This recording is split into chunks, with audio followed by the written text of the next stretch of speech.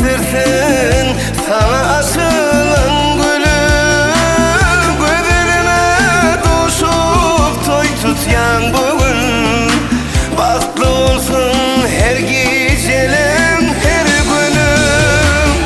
Benim sana arzu etyen yürekte şu aydımı bahşedip sevgine de sevgilim sevgisiz kim birbirine münasip olup yaşar bu dünyada. Gelin bugün senin bağıtlı günüm, baht getirsin sana açılan gülüm. Gelin can bu senin bağıtlı günüm, bahtlı olsun her gecelik her günüm.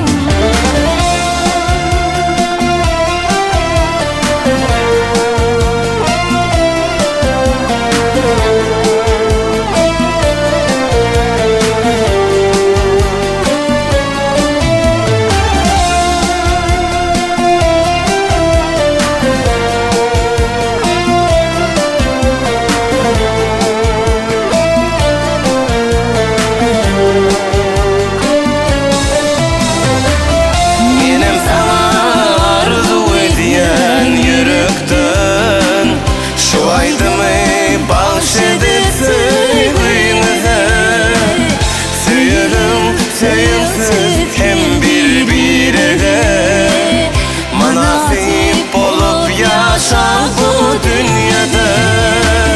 Yiğitlerim bugün bağıtlı günüm, baht getirsin sana açılan gülüm.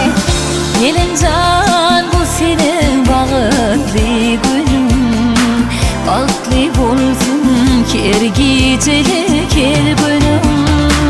Yaşlarmadım bugün bağıtlı günü, nasip etsin her kime görürüm toy.